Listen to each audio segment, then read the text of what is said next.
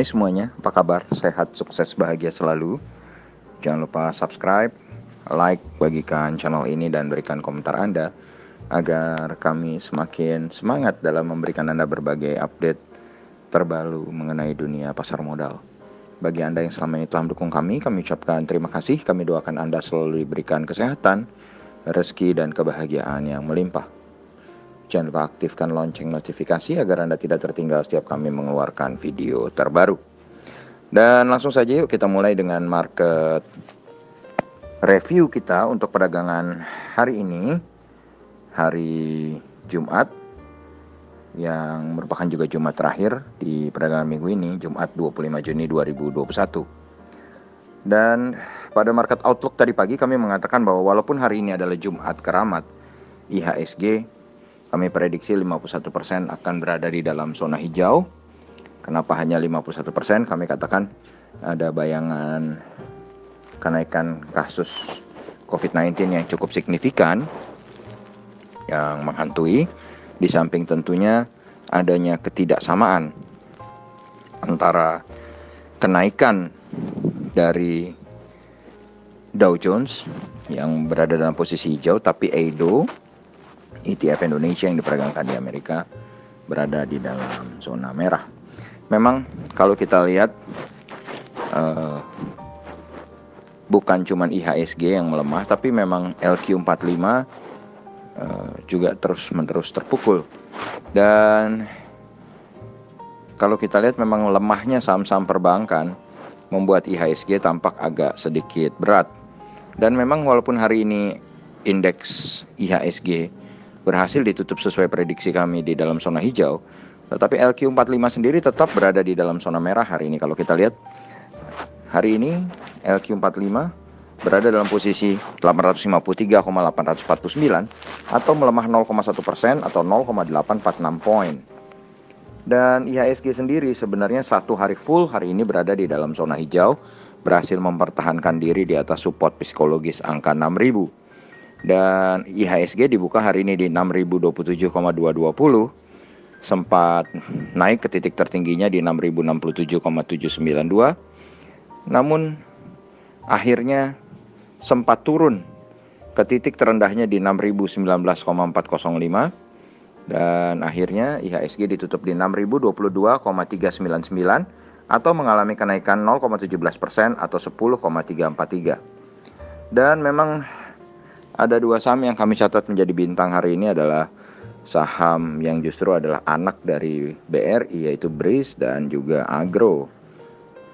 Dan total transaksi hari ini cukup besar, 10,316 triliun rupiah, setidaknya lebih besar daripada kemarin yang sangat sepi di bawah 10 triliun. Dan tercatat 225 saham menguat dan 266 saham melemah.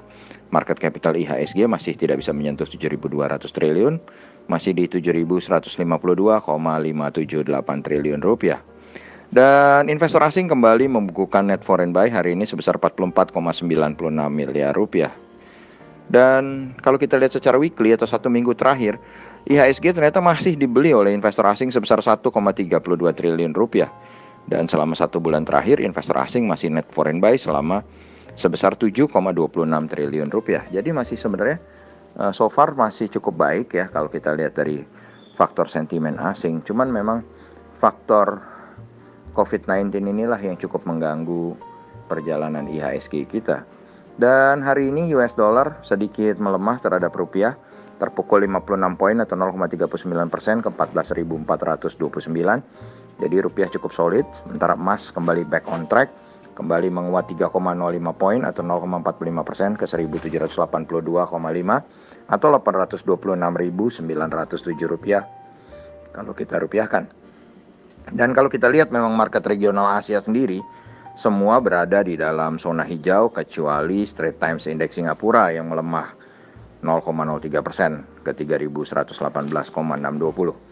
Memang tidak adanya data ekonomi sampai bulan depan yang justru akan banyak menampilkan data-data GDP, data-data ekonomi kuartal kedua, data-data income statement dari perusahaan yang justru memang akan menjadi kunci di bulan Juli apakah IHSG maupun market-market dunia lainnya akan kembali melanjutkan penguatannya. Kalau kita lihat saat ini Dow Jones Index Future sendiri tetap berada dalam zona hijau, menguat 86 poin atau 0,25% ke 34.168. Ini seiring dengan melemahnya dolar indeks ke melemah 0,06% atau 90 ke 91,760.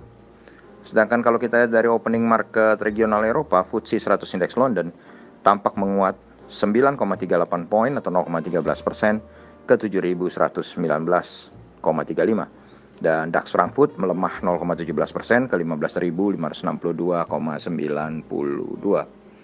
Dan untuk rekomendasi saham 3 buah saham untuk perdagangan hari Senin di tanggal 28 Juni 2021, kami memilih untuk mengamati 3 buah saham, yaitu yang pertama adalah saham dari sektor pertambangan batubara, yaitu Indika Energi Tbk atau INDI.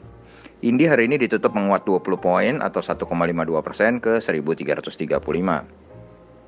Total transaksi hari ini di INDI adalah 20,28 miliar dan market capital atau nilai pasar dari INDI adalah 6,96 triliun rupiah. Dan kalau kita lihat selama 1 bulan terakhir INDI bergerak dari 1.265 sampai dengan 1.485. Sedangkan kalau secara year to date INDI bergerak dari 1.265 sampai ke 2.000 rupiah. Jadi kalau kita lihat INDI sebenarnya kalau dari harga secara bulanan atau monthly sudah sedikit berada di bawah zona pertengahannya, tetapi kalau secara year to date INDI nampak masih murah. Investor asing hari ini melakukan net foreign sale di saham INDI sebesar 519,78 juta rupiah. Dan bagi kami INDI memiliki support di 1.275 dan resistennya ada di 1.486. Berikutnya kita masuk ke saham yang kedua, yaitu saham dari sektor telekomunikasi, yaitu TLKM atau Telkom Indonesia Persero Tbk. TLKM hari ini ditutup tidak mengalami perubahan harga dari hari sebelumnya, tetap di 3.250 dengan total transaksi sebesar 190,46 miliar rupiah. Price earning ratio untuk saham TLKM adalah 15,48. Jadi secara valuasi TLKM masih termasuk moderate atau sedang. Market capital atau nilai pasar dari TLKM adalah 321,95 triliun rupiah.